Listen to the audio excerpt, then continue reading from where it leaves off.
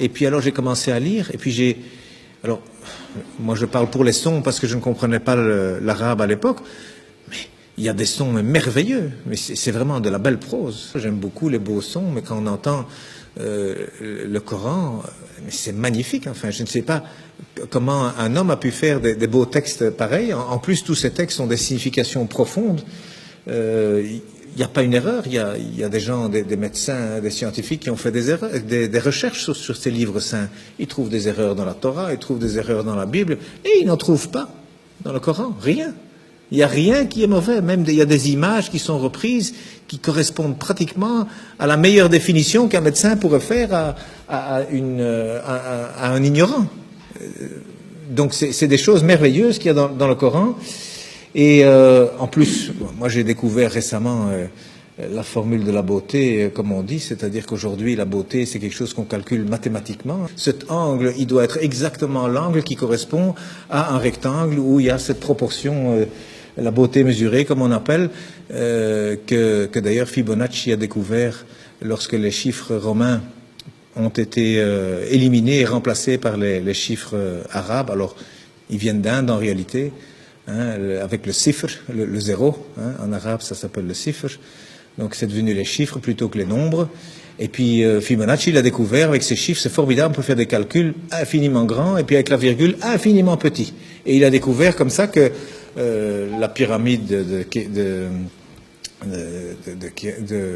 Khéops, le Parthénon, enfin tous ces beaux bâtiments, même en Italie, il a découvert qu'il y a toujours la bonne proportion. Même les peintures, il a découvert que toujours c'est au même endroit que doivent se trouver le centre du tableau. C'est pas au centre, non, c'est quelque part 1 sur 1,618. Donc il y a des proportions. Eh bien aujourd'hui on retrouve, la Mecque se retrouve sur la terre aujourd'hui. Lorsque vous avez 1 et 1,618, eh bien cette ligne, elle passe à travers la Mecque, à travers la Kaaba au mètre près.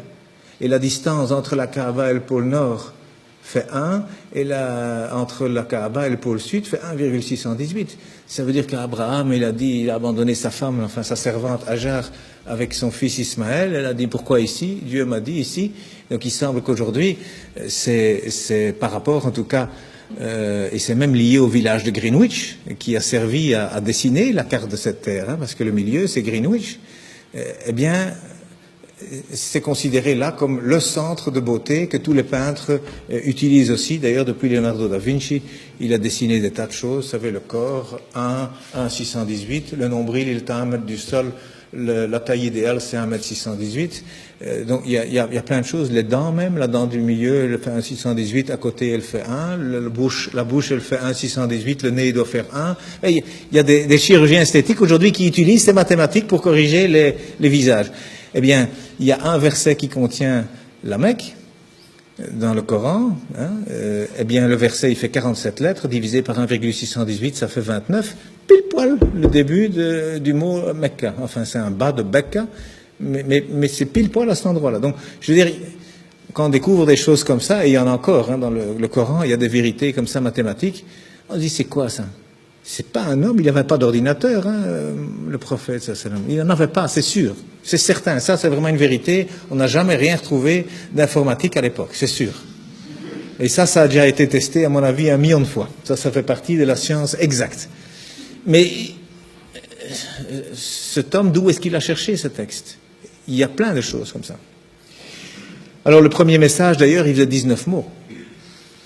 Le premier message faisait 19 mots, Bismillahirrahmanirrahim, fait 19 lettres. Il y a 6 fois 19 sourates, il y a 142 fois 19 le mot Dieu dans le Coran, il y a 3 fois 19 fois le miséricordieux dans le Coran. Ce chiffre 19 dans le Coran, c'est aussi quelque chose d'incroyable. Mais donc le premier message, c'était, voilà, informez-vous.